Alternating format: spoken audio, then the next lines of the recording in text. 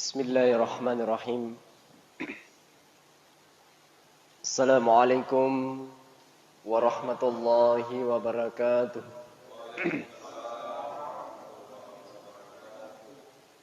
Alhamdulillah. Alhamdulillahi rabbil alamin. Wassalatu wassalamu ala asyrafil anbiya'i wal mursalin. Allahumma sallim وسلم وبارك على حبيبنا وشفيئنا ومولانا محمد وعلى آله وأصحابه أجمعين أما بعد. Alhamdulillah, kata yang sering kita ucapkan setiap detiknya, di mana kata yang sering kita ucapkan setiap menitnya, tanda kesyukuran kita kepada Allah Subhanahu wa taala, karena pada malam hari ini Allah Subhanahu wa taala masih memberikan kita begitu banyak kenikmatan-kenikmatan yang sangat luar biasa, sehingga para jamaah sekalian bisa melangkahkan kaki ke tempat yang sangat berkah ini, melaksanakan suatu kewajiban kita sebagai umat Islam, yakni umat Nabi Muhammad SAW, melaksanakan solat berjamaah maghrib, yang insyaallah dilanjutkan solat isya secara berjamaah pula.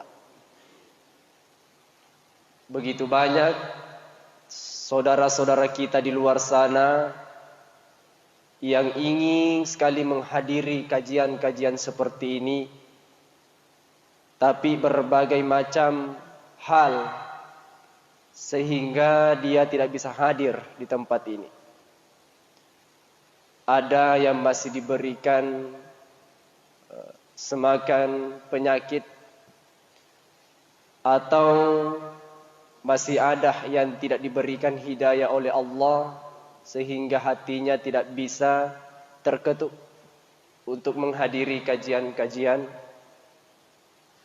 Maka bersyukurlah jamaah sekalian, karena Allah masih memberikan kita kesehatan, kaki yang sehat, mata yang sehat, sehingga kaki kita bisa melangkahkan ke sini, mata kita bisa melihat, sehingga bisa hadir di tempat ini pula. Salawat serta salam kita kirimkan kepada junjungan Nabi besar Muhammad sallallahu alaihi wasallam, di mana Nabi sebagai petunjuk bagi kita semua, di mana Nabi sebagai rahmatan lil alamin bagi kita semua. Inna Allaha wa malaikatahu yusalluna 'alan nabi ya ayyuhallazina amanu sallu 'alaihi wa sallimu taslima. Jangankan kita jamaah sekalian, Allah Subhanahu wa taala dan para malaikatnya mengirimkan salawat kepada junjungan Nabi besar Muhammad sallallahu alaihi wasallam. Apalagi di malam ini adalah malam Jumat kalau tidak salah. Perbanyaklah bersalawat, karena di akhir hayat beliau ketika mengalami sakaratul maut, bukan hartanya yang dia ingat, bukan keluarganya atau sahabat-sahabatnya didahulukan, akan tetapi yang paling Nabi ingat, yang paling Nabi khawatirkan, yakni ummati, ummati, ummati, umatnya, umatnya. Maka dari itu perbanyaklah bersalawat kepada junjungan Nabi besar Muhammad SAW. Berbicara tentang kehidupan di akhir-akhir zaman ini, sebenarnya sudah terlampaui banyaknya dosa dan maksiat yang kita lakukan. Tiap-tiap detik pasti terkadang kita melakukannya namanya dosa. Ada pula yang sibuk mengerjakan amal-amal saleh, amal-amal kebaikan. Itulah manusia, penuh dengan dosa. Maka Allah Subhanahu wa taala membukakan pintu tobat yang begitu luas-luasnya. Tinggal kita sebagai hambanya terkadang sombong di hadapan Allah. Terkadang enggan untuk bertobat kepada Allah Subhanahu wa taala. Padahal Allah Subhanahu wa taala 24 jam setiap hari membukakan pintu taubat. Maka dari itu saya sering sampaikan kepada teman-teman sekalian atau para guru-guruku sekalian, teman-temanku malebie, bahwa jangan benci pendosa. Karena kenapa? Bisa saja Allah memberikan hidayah kepadanya.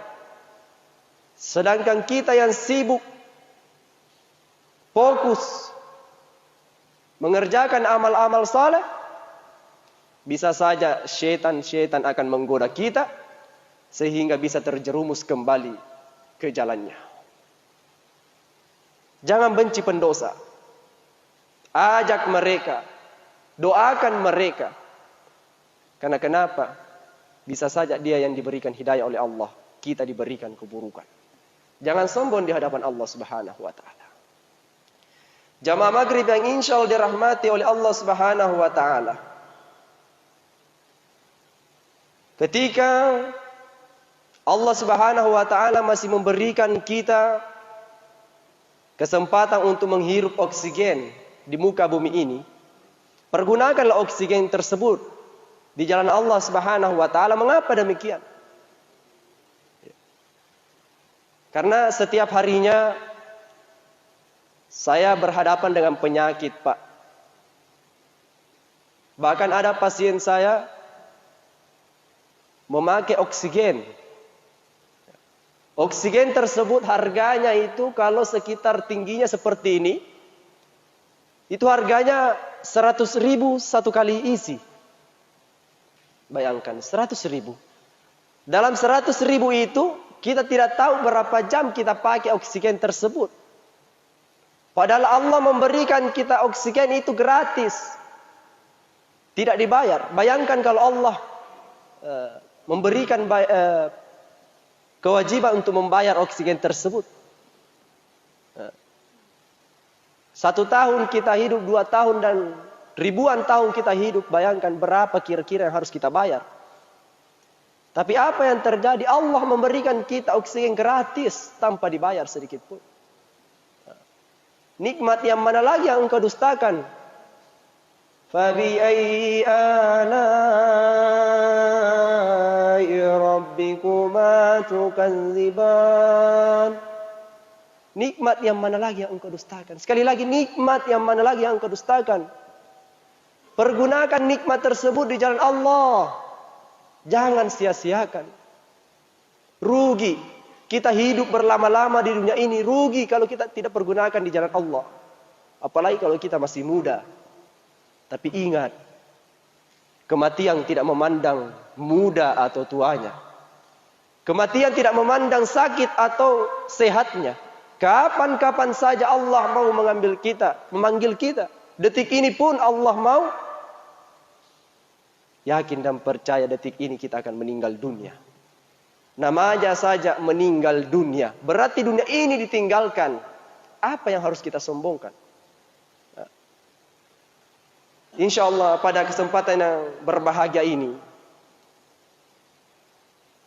ada momen baru-baru ini saya rasakan. Kita rasakan sama-sama, mungkin ada yang rasakan, mungkin tidak ada. Allah menegur kita, terjadi gempa baru-baru ini. Gempa berkekuatan beberapa besar itu. Allah menegur kita. Baru bergetar sedikit seperti itu, kita sudah panik membuat status di Facebook, WA dan lain sebagainya. Ya Allah lindungilah kami, ya Allah lindungilah kami. Kemana engkau selama ini?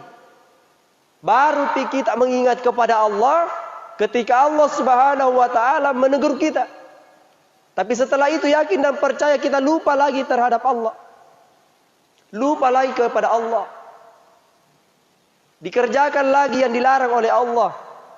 Dan perintahnya dijauhi. Pengajian masih kurang. Salat berjamaah masih kurang. Hubungan tali persaudaraan diputuskan gara-gara hal sepele. Apakah Allah mau menurunkan teguran-teguran yang lebih besar lagi? Sebelum terjadi, mari kita sama-sama menghindari semua itu. Mengapa demikian?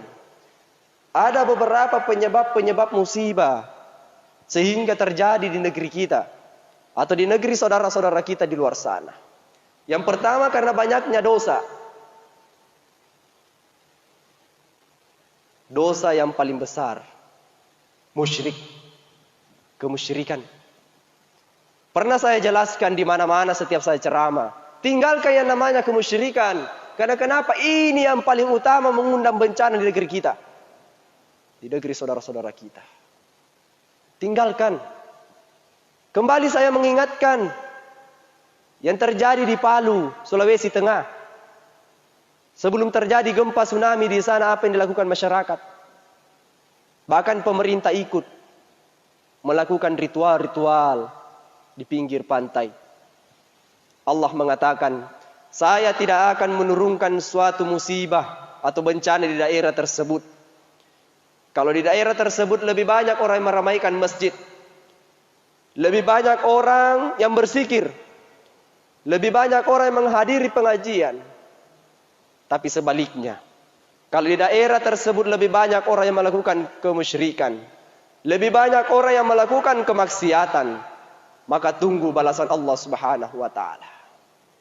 Sebelum terjadi ini, sama-sama kita semua tegur saudara-saudara kita ketika kita melihat orang-orang di luar sana yang melakukan kemusyrikan ataupun kemaksiatan. Ini harus kita bersihkan. Kenapa mengundang bencana masuk di negeri kita? Kemaksiatan yang terjadi di Sigi. Di sana Pak, informasi yang saya dapatkan dari keluarga saya, kebetulan dia tugas di Polda sana. Ada satu RT di sana, perempuannya di sana memperjualbelikan dirinya kepada laki-laki yang bukan mahramnya. Apa yang terjadi? Tidak menghitung jam, tidak menghitung waktu. Allah menenggelamkan satu RT tersebut. Apa yang harus kita sombongkan? Ya. Tinggalkan maksiat, tinggalkan yang namanya kemusyrikan. Kalau bukan sekarang, kapan lagi? Kalau bukan kita yang menegurnya, kalau masih manusia yang menegur itu biasa-biasa saja. Tapi kalau Allah yang sudah menegurnya, nauzubillahi min dzalik. Apa yang harus kita lakukan? Makanya, ramaikan masjid, perbanyak zikir, perbanyak berselawat, tinggalkan maksiat. Itu jalan satu-satunya untuk tidak mengundang bencana. Kenapa? Air laut Pak, iya tuai tasi Pak, hampir setiap harinya meminta izin kepada Allah Subhanahu wa taala untuk menghancurkan manusia. Akan tetapi terkadang Allah menahannya. Jangan dulu. Mengapa? Masih ada hambaku yang berzikir. Masih banyak hambaku yang meramaikan masjid. Alhamdulillah di kota Bulukumba ini, alhamdulillah pemuda-pemuda begitu semangatnya untuk menghadiri kajian-kajian. Masyarakat Bulukumba masih banyak orang yang meramaikan masjid, insyaallah. Mudah-mudahan Allah menurunkan berkah di kota tercinta kita, dan insyaallah Bulukumba akan dijauh dari bencana dan musibah. Amin. Yang kedua, karena kedurhakaan dan kesaliman. Surah Al-Qasas ayat 59 menerangkan, Allah tidak akan menghancurkan suatu daerah kecuali para penduduknya yang berbuat salim. Anak durhaka kepada kedua orang tua, istri berani kepada suaminya, dan perzinaan di mana-mana. Kesaliman dan kedurhakaan yang tak bertepi ini mengundang cepat bala bencana. Ya. Jangan durhaka kepada kedua orang tua. Kalau mau kiliai Allah Subhanahu wa taala. Kalau kita mau melihat Allah tersenyum kepada kita, maka kasih tersenyum ke orang tua tak. Di situ Allah tersenyum kepada kita. Kalau mau kiliai Allah bahagia dengan kita, senang dengan kita, maka berilah kesenangan kepada kedua orang tua kita. Karena itu kunci kebahagiaan Allah Subhanahu wa taala terhadap kita. Ketiga, perusakan alam yang sistemis dan masif. Surah Ar-Rum ayat 41 mengingatkan, telah tampak kerusakan di daratan dan lautan karena ulah tangan-tangan jahil manusia, agar mereka merasakan akibat perbuatannya dan mereka kembali kepadanya. Ulah tangan manusia sendiri sehingga bencana itu datang di negeri kita. Buang sampah di mana-mana. Padahal Islam mengajarkan kebersihan itu sebagai dari iman. Sebagian dari iman. Maka jagalah kebersihan. Karena kenapa itu mengundang bencana masuk di negeri kita. Sampah di mana-mana berserakan. Iya. Dan Islam tidak mengajarkan untuk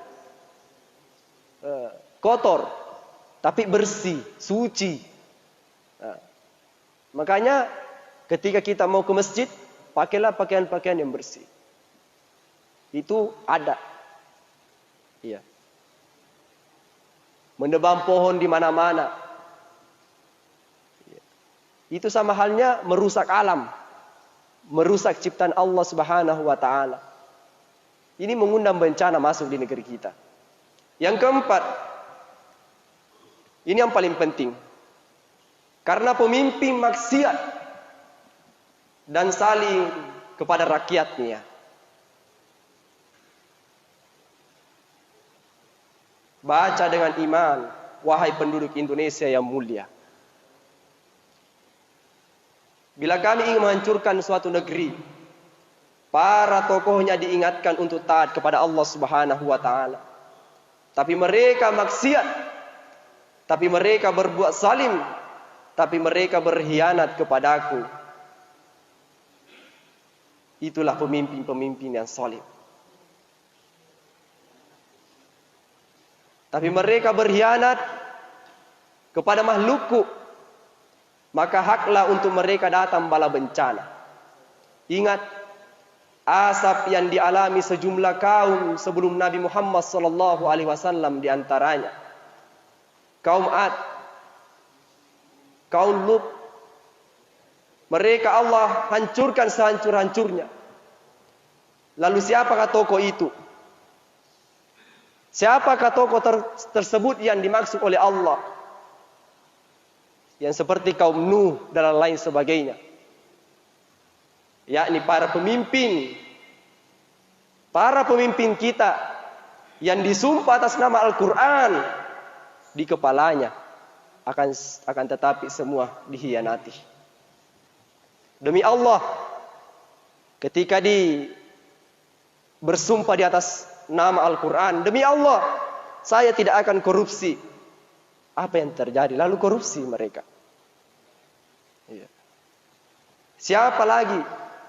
Hartawan atau orang-orang kaya yang dengan hartanya berpoya-poya. Sombong. Maksiat dengan kekayaannya di tengah banyak orang yang menderita. Begitu banyak orang-orang kaya lupa bahwa di sekitar masih banyak orang yang menderita. Menggunakan hartanya di jalan yang tidak benar. Islam tidak menghalangi kita untuk kaya. Tidak melarang kita untuk kaya. Tapi ingat, pergunakan harta kita di jalan Allah Subhanahu wa taala. Karena kenapa? Semua akan dipertanggungjawabkan di akhirat nanti. Jangankan mobil, jangankan motor, jangankan uang yang banyak. Sendok semen yang dipakai tukang akan dipertanggungjawabkan di akhirat nanti. Dipergunakan di mana? Semasa hidupmu itu. Apalagi kalau kita mempunyai harta yang banyak. Akan dipertanggungjawabkan nanti. Maka dari itu, mulai dari sekarang, bantu sesamata. Sedekahkan sebagian hartata. Karena kenapa? Sedekah adalah penolak bencana masuk ke negeri kita. Baru dibilang orang kaya, Pak. Kalau dia mempunyai harta yang banyak lalu dibagikan. Sedekah tidak akan membuat kita miskin. Namun sebaliknya, tabungan-tabungan yang kita kumpul tidak tahu mau dipergunakan di mana. Itu nanti akan merugikan kita. Jangan sampai tabungan kita terkumpul begitu banyak, lalu kita meninggal dunia. Maka akan diperebutkan ahli waris. Bagus jikalau ahli warisnya itu terisi dengan Al-Quran, terisi dengan ilmu-ilmu agama. Tidak diperebutkan. Saling membunuh gara-gara warisan. Hati-hati. Maka dari itu jangan fokus. Ketika azan dikumandangkan, hayya 'alas shalah. Laksanakan yang namanya salat. Untuk apa salat? Jawabannya ada ketika azan dikumandangkan, hayya 'alal falah. Mari menuju yang namanya kemenangan. Jadi ketika kita ingin menang, ketika kita ingin sukses, laksanakan yang namanya salat. Ketika ada masalah, jangan kemana-mana, tapi dekati yang namanya sajadah. Sujud di atasnya.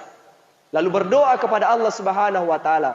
Ketika kita melaksanakan yang namanya salat, meminta kepada Allah untuk memudahkan semua masalah yang kita alami, Allah akan turun tangan untuk menyelesaikan masalah kita. Ketika Allah turun tangan menyelesaikan masalah kita, yakin dan percaya semua akan baik-baik saja.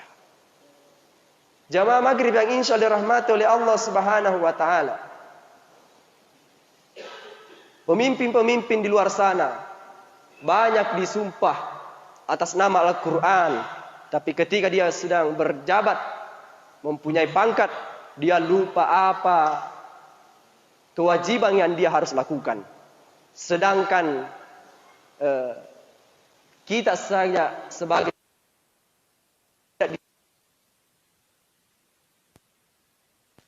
tidak ditakuti oleh pemimpin-pemimpin kita sebagian di luar sana. Maka dari itu doakan pemimpin-pemimpin kita. Semoga Allah memberikan hidayah kepadanya. Semoga Allah Subhanahu wa taala memberikan iman yang kuat, ketakwaan yang kuat, dan dihindari dari godaan-godaan syaitan yang terkutuk. Jamaah sekalian yang insya Allah dirahmati oleh Allah. Selanjutnya, orang baik tapi diam. Bukannya tidak ada orang baik. Banyak orang baik di negeri kita, Pak.